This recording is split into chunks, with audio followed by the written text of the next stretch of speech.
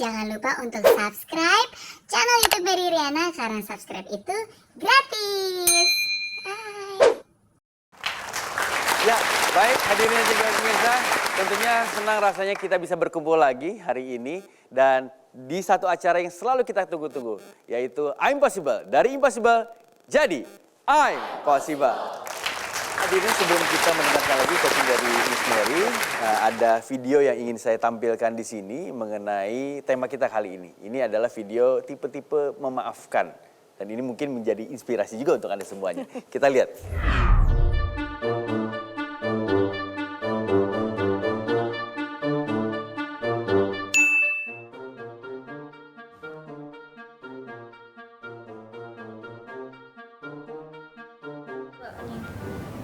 Tuh, kan kamu udah aku bilang kemarin jangan telat. Tapi kenapa sekarang udah 2 jam aku di sini telat lagi? Tapi kamu tuh harus tahu juga, aku tuh tadi telat tuh karena apa? Macet Ya di sih jalan. nggak percaya. Selama kita pacaran, kamu kan selalu begitu. Oke, gini.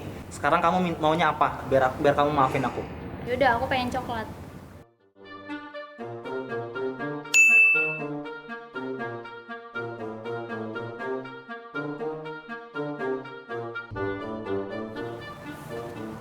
Aduh, Sorry mbak, sorry. Aduh jadi basah. ini basah loh. Mas kalau jalan tuh dilihat dong. Ya, tapi kan saya juga udah minta maaf mbak. Ya kan aku nggak mau basah sendiri. Terus gua harus gimana? Ya masnya juga harus basah. Nggak mau tahu. Beneran mbak? Iya.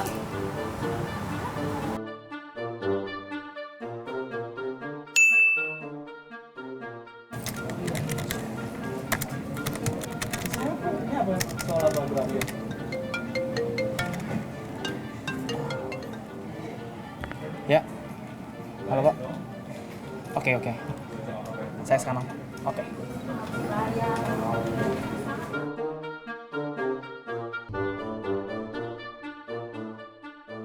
Aduh, ini punya siapa ya? Ya udahlah, aku close aja kali ya.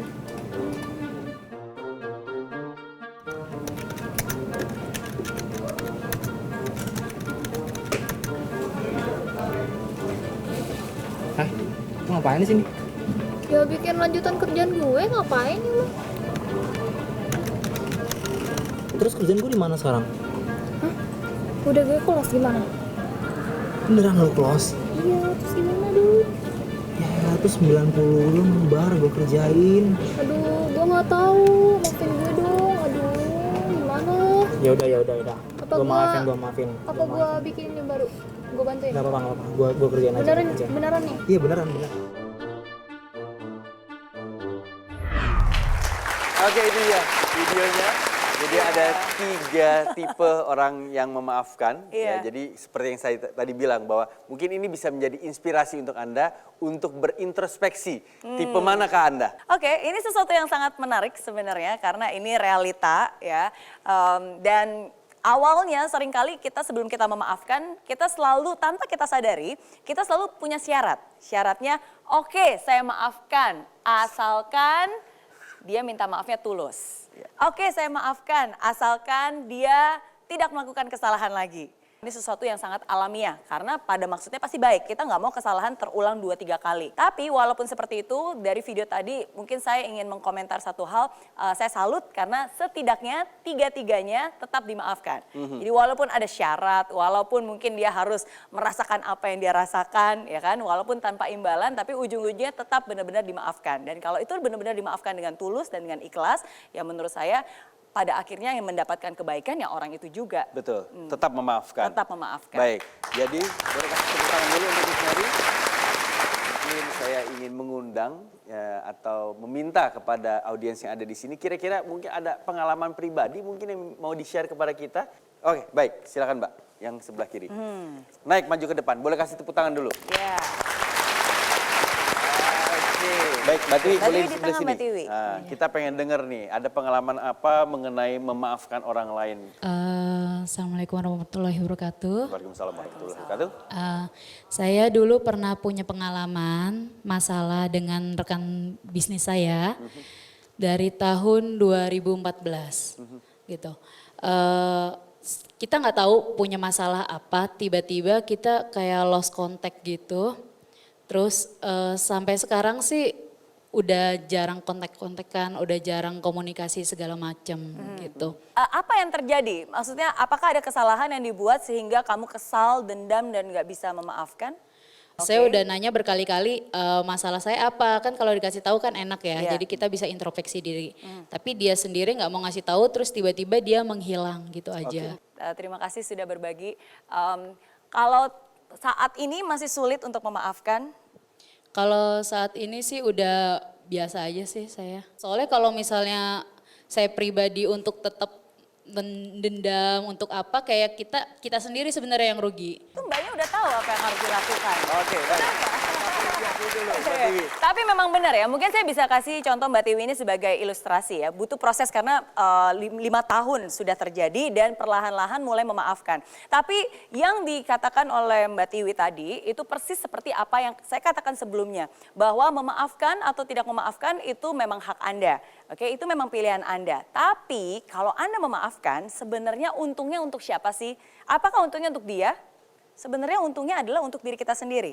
Oke, kita lihat quotes berikut ini. Berikanlah maafmu bukan karena mereka layak mendapatkannya, tapi karena Anda layak mendapatkan ketenangan, kedamaian, dan juga kebahagiaan.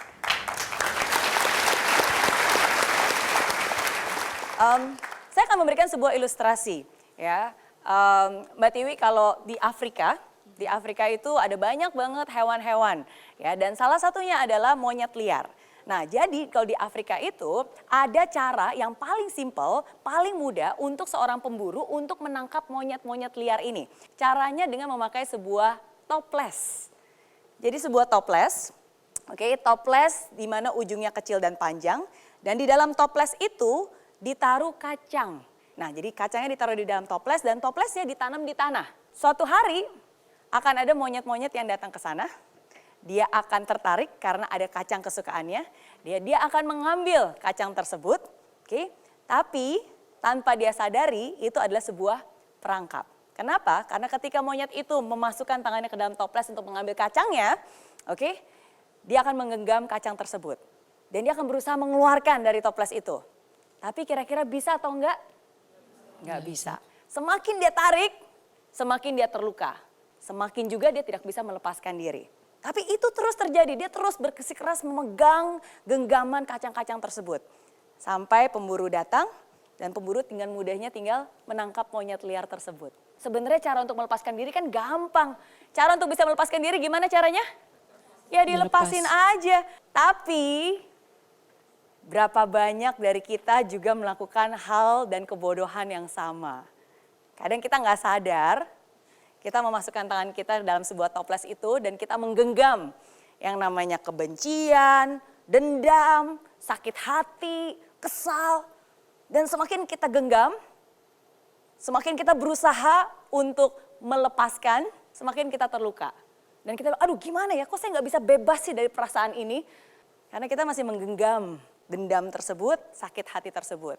Padahal cara yang paling mudah untuk bisa membebaskan diri kita dari perasaan sakit hati itu adalah dengan melepaskan, let go, mengikhlaskan. Jadi benar yang sudah dilakukan, walaupun tidak mudah, harus berusaha untuk melepaskan. Karena pada akhirnya siapa yang paling mendapatkan manfaat dari memaafkan? Diri kita sendiri. Anda layak untuk mendapatkan ketenangan, kebahagiaan dan kedamaian itu dalam hati Anda. Oke? Oke, baik. Terima kasih banyak Miss Mary, juga terima kasih banyak Mbak Tiwi sudah berbagi Sama-sama. cerita dan juga pengalamannya bersama kita di sini. Iya. Saya pengen tahu, kalau memang tidak mudah, pastinya ada langkah-langkah. Langkah-langkah yang konkret apa yang harus kita lakukan? Iya, oke, ada 3 cara yang ingin saya bagikan hari ini untuk kita bisa lebih mudah memaafkan. Oke, cara yang pertama. Oke, cara yang pertama adalah empati. Cara yang pertama apa? Empati. Empati. Empati itu kita mencoba untuk melihat dari sudut pandang dia. Yang kedua adalah introspeksi. Yang kedua apa? Introspeksi. Introspeksi. Oke. Kalau yang pertama empati kita berusaha untuk melihat dari sudut pandang dia. Introspeksi kita berusaha untuk menanyakan ke diri kita sendiri. Dan yang ketiga, yang paling penting. Yang ketiga adalah refleksi. Pernah nggak sih Anda berbuat kesalahan dan dimaafkan? Itu wajar, itu manusia. Ketika kita pernah berbuat salah dan kita dimaafkan, mungkin inilah saatnya kita juga memaafkan orang yang berbuat salah kepada kita.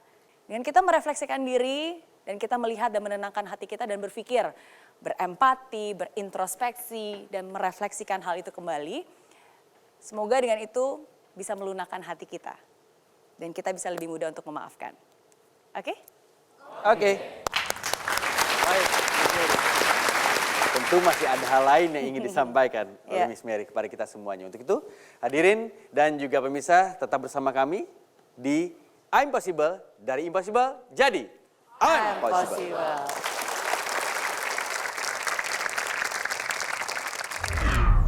Luka yang ada, memang ada. Tapi kalau kita mengisinya dengan cinta, dan cinta, dan cinta. Ingat, hati yang penuh cinta mampu untuk memaafkan luka yang ada.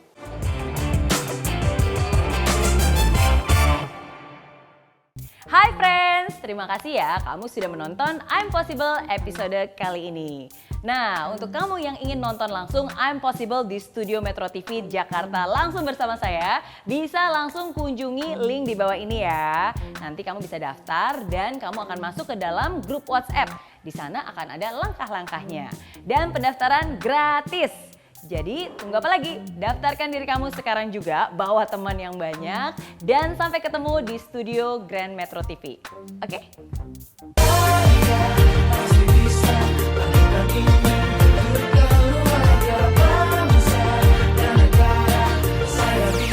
Ya, laksana bumi tanpa hujan, hidup tanpa tujuan, kering dan mati tanpa hijaunya tumbuhan.